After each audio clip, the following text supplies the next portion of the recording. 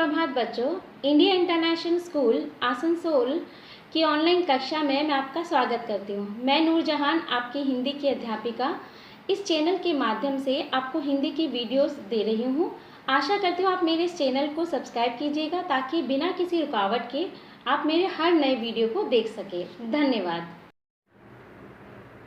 शुभ प्रभात बच्चों। मेरे पिछले वीडियो में मैंने आपको शब्द विचार के बारे में विस्तार पूर्वक समझाया था। आशा है आपने वो वीडियो बार बार देखा होगा ताकि आप उसे अच्छे से समझ सकें। ये जो पाठ है आपके वर्ण विचार, भाषा और शब्द विचार, ये बहुत ही मूल पाठ है और इसे आपको बहुत अच्छे से पढ़ना बहुत आवश्यक है। अगर आप किसी भाषा को समझना चाहते हैं तो उसके ये जो मूल चीज़ें होती हैं, जो आधार होते हैं, उन्हें समझना बहुत ज़रूरी है, जिसमें वर्ण, शब्द और वाक्य प्रमुख है। तो वर्ण के बाद मैं आपको शब्द विचार के बारे में बता रही हूँ। यहाँ पे मैंने शब्दों की परिभाषा आपको समझाई थी, फिर उसका विभिन्न आधार पर उसका विस्तार पूर्वक समझाया था आपको। आज मैं आपके जो पाठ में जो अभ्यास कार्य हैं वो करवाने जा रही हूँ। आशा करती हूँ ये अभ्यास कार्य आप अपनी पुस्तक में ही करेंगे। आपको इसे कॉपी में करने की आवश्यकता नहीं है, क्योंकि अब आपको सबको पुस्तकें मिल गई होंगी, तो आप इसे पुस्तकों में ही करेंगे।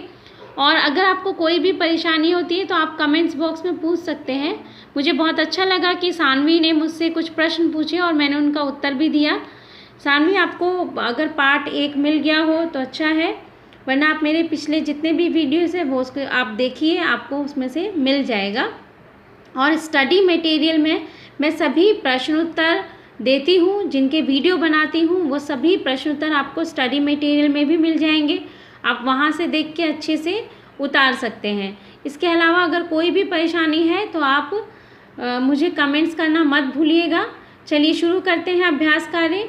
सबसे पहला अभ्यास कार्य में प्रश्न है कि सही विकल्प चुनकर आपको सही विकल्प पे टिक लगाना है या चिन्ह लगाना है। पहला है, उत्पत्ति या स्रोत के आधार पर शब्द के भेद होते हैं। कितने भेद होते हैं? उत्पत्ति के आधार पर शब्द के 5 भेद होते हैं: तद्भव, तत्सम, देशज, विदेशी और संकर शब्द। ठीक है। संस्कृत भाषा के कौन से शब्द है जो बिना किसी परिवर्तन के हिंदी भाषा में प्रयोग किए जाते हैं? मैं आपको वीडियो में भी समझा चुकी हूँ कि वो शब्द जो संस्कृत से लिए गए परंतु ज्यों के त्यों ही संस्कृत से हिंदी में प्रयोग होते हैं, उन्हें हम तत्सम शब्द कहते हैं। तत्सम, सम मतलब समान, जो वैसे की वैसे प्रयोग होते हैं। फिर है, रचना के आधार पर शब्द के कितने भेद होते हैं? रचना के आधार पर शब्द के 3 भेद होते हैं: रूढ़ शब्द, यौगिक शब्द और योग रूढ़ शब्द। आइए अगला देखते हैं। जो शब्द 2 सार्थक शब्दों के योग से बने हो कहलाते हैं। मैं आपको पहले ही बता चुकी हूँ, रचना के आधार पर जो 3 भेद है उसमें एक यौगिक शब्द होते हैं। यौगिक शब्द वो शब्द होते हैं जो सार्थक शब्दों से बने होते हैं, यानी उनमें दोनों शब्द ही सार्थक होते हैं, उनका अपना अर्थ होता है, उन्हें हम जोड़ते हैं। अगला देखते हैं, विदेशी भाषाओं के वे शब्द जो हिंदी भाषा में प्रयोग किए जाते हैं कहलाते हैं। विदेशी भाषा के जो शब्द हम हिंदी भाषा में प्रयोग करते हैं उन्हें हम विदेशी शब्द कहते हैं। रिक्त स्थान देखते हैं, संस्कृत भाषा के वे शब्द जो कुछ बदलाव के साथ हिंदी भाषा में प्रयोग होते हैं। अभी हमने हाल ही में पढ़ा कि वो शब्द जो संस्कृत भाषा के हैं परंतु ज्यों के त्यों, यानी जैसे होते हैं संस्कृत में वैसे ही उसका प्रयोग जब हिंदी में करते हैं तो तत्सम है, अगर उनका रूप बदल जाए तो वो तद्भव कहलाते हैं। ऐसे शब्द जिनका एक अर्थ हो उन्हें हम क्या कहते हैं? एकार्थी शब्दों का केवल एक अर्थ होता है, यानी वो क्या कहलाते हैं? एकार्थी शब्द। ऐसे शब्द जो 2 सार्थक शब्दों से बने होते हैं परंतु उनका विशेष अर्थ होता है। अगर यहाँ पे ये कहा जाता है कि 2 सार्थक शब्दों से बनने वाले शब्द तो हम कहते हैं यौगिक, परंतु यहाँ पे कहा गया है उनका विशेष अर्थ है, यानी 2 सार्थक शब्दों से बने शब्द परंतु अर्थ भी उनका विशेष हो, कुछ अलग हो, जैसे लिखा है वो अर्थ ना हो, उसे हम कहते हैं योग रूढ़ शब्द। वे शब्द जो एक दूसरे का उल्टा अर्थ देते हैं, यानी विलोम, जिसे हम कहते हैं विलोम शब्द या विपरीतार्थक शब्द, उल्टे शब्द। सार्थक शब्दों के 4 भेद होते हैं। मैं आपको वीडियो में भी बता चुकी हूँ कि सार्थक शब्दों के 4 भेद कौन से हैं: एकार्थी, अनेकार्थी, पर्यायवाची और विलोम शब्द। आइए अब इसके देखते हैं सही और गलत का निशान लगाने। कुछ वाक्य दिए हैं, उन्हें हम बताना है कि वो वाक्य सही है या गलत है। अनेकार्थी शब्द एक से अधिक अर्थ प्रकट करते हैं। बिल्कुल सही, अनेकार्थी शब्द से हमें एक से अधिक अर्थ पता चलते हैं। भारत की विभिन्न भाषाओं और बोलियों से विकसित हुए शब्द विदेशी शब्द कहलाते हैं। बिल्कुल नहीं, जो शब्द भारतीय भाषाओं से लेते हैं या भारतीय बोलियों से लिए जाते हैं उन्हें हम देशज कहते हैं, यानी देश की भाषा से लिए जाने वाले शब्द। और विदेशी तो होते हैं जो भारत से बाहर विदेशी भाषाओं से लिए जाते हैं शब्द। यौगिक शब्द दो शब्दों के योग से बनते हैं। बिल्कुल ठीक। समान अर्थ प्रदान करने वाले शब्दों को विलोम शब्द कहते हैं। बिल्कुल गलत। जो समान अर्थ प्रकट करते हैं शब्द उन्हें हम पर्यायवाची शब्द कहते हैं या समानार्थी शब्द भी कहते हैं। एकार्थी शब्द केवल एक ही अर्थ प्रकट करते हैं।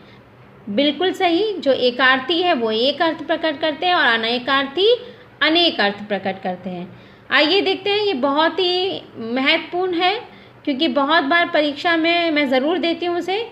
दिए गए तत्सम शब्दों के तद्भव रूप लिखिए, यानी तत्सम शब्दों को आप तद्भव उनके रूप बताने हैं कि संस्कृत में वो शब्द कैसे हैं और जब बदल कर हिंदी भाषा में प्रयोग हुए तो वो कैसे होते हैं। सूर्य का हम सूरज की बोलते हैं हिंदी में, हस्त को हाथ, रात्रि को रात, अक्षी आँख, अश्रु अश्रु आंसू, दुग्ध दूध। तो देखा आपने, बहुत आसान है, सिर्फ आपको बाय हार्ट करना अर्थात रट्टा मारना है इन्हें। आइए देखते हैं अगला।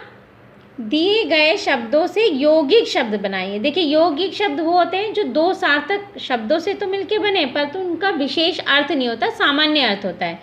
जैसे वाचन आल्य, वाचनाल्य। देखिए जब हम इन शब्दों को मिला रहे हैं, थोड़ी सी आपको एक चीज़ ध्यान रखनी है, जब भी अगला शब्द जिसे हम मिलाते हैं वो आ से शुरू हो, दीर्घ आ से शुरू हो, तो हम उसे हटाकर उसकी जगह पे आ की मात्रा लगा देते हैं। आपको समझ में आ रहा होगा, वचन मैंने लिखा और उसके बाद यहाँ पे आ नहीं लिखकर मैंने आ की मात्रा का प्रयोग किया है, तो वाचनालय। फिर है टिकट घर, टिकट घर वैसे कि वैसे। पुस्तकालय, अब देखिए पुस्तकालय में भी बिल्कुल वैसी है, मैंने यहाँ पर आ को हटाकर यानी दीर्घ आ को मैं हटा रही हूँ, दीर्घ आ को हटा के यहाँ पे मैं मात्रा का प्रयोग कर रही हूँ। ठीक है, पुस्तकालय। फिर है देवालय, फिर मैंने यहाँ पे आ को हटाना है और इसकी जगह पे आ का डंडा लगाना है, देवालय। स्नान घर, ये बिल्कुल वैसे ही आ जाएगा, रसोई घर। आइए अगला देखते हैं। यहाँ पे आपको दिए गए शब्दों में ये बताना है कि ये रूढ़ है या यौगिक है या योग रूढ़ है। ये भी बहुत परीक्षा की दृष्टि से बहुत ज़रूरी है, ध्यानपूर्वक कीजिएगा। रोटी रूढ़ है अर्थात रोटी में एक ही शब्द है तो ये रूढ़ हो गया। दवा खाना, दवा खाना ये दो शब्दों से मिलके बना है, दवा और खाना, तो ये यौगिक है। पानी एक ही शब्द है तो ये रूढ़ हुआ। जलज, अब देखिए जलज दो शब्दों से मिलके बना है, जल और ज, तो यहाँ पे देखिए जलज का मतलब है जल में रहने वाला, परंतु जल में रहने वाला हम जलज को कहते हैं कमल, तो ये विशेष अर्थ दे रहा है, तो ये क्या है, योग रूढ़। नीलकंठ यानी नीला कंठ, और नीलकंठ हम किन्हें कहते हैं, शिव जी को, तो ये योग रूढ़ है। लंबोदर योग रूढ़ है क्योंकि ये विशेष अर्थ दे रहा है जिनका लंबा दर होता है, और घर एक शब्द है तो रूढ़ हो गया। विद्यालय, विद्या प्लस आलय, जहाँ पे विद्या प्राप्त करते हैं, तो ये यौगिक हो गया। तो देखा आपने, आपका जो अभ्यास कार्य है ये आपको पुस्तक में ही करना है और बहुत ध्यान से याद भी करना है आपको, ताकि परीक्षा में आपको कोई परेशानी ना हो। एक जो होमवर्क मैं आपको दे रही हूँ ये एक प्रश्न पत्र है, मैंने आपको कहा था मैं आपको व्याकरण का टेस्ट लूँगी, तो इस तरह से होगा।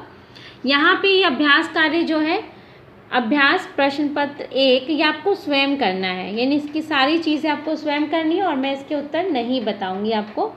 ये आपको पुस्तक में ही करना है, कहीं कॉपी में करने की ज़रूरत नहीं है, पुस्तक में ही करना है। और अगर कोई भी आपको परेशानी होती है इसको करने में तो आप गूगल बाबा पे जाइएगा, नूर मैम नहीं बताएंगे आपको, ठीक है। यानी ये आपको स्वयं करना है। ये प्रश्न पत्र है, आप गूगल बाबा की मदद तो ले सकते हैं, ठीक है, और अपने माँ बाप की भी मदद ले सकते हैं, परंतु करना आपको स्वयं ही है, ठीक है। ये प्रश्न पत्र एक आपको करना है। इसके अलावा जो प्रश्न उत्तर है वो मैं आपको करवाने जा रही हूँ। आइए देखते हैं। माफ़ कीजिए, यहाँ पे आपको कक्षा ये 5 के लिए है, ठीक है, ये कक्षा 5 का है।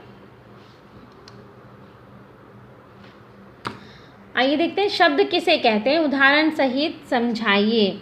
2 या 2 से अधिक वर्णों का समूह जिसका अर्थ होता है उसे शब्द कहते हैं।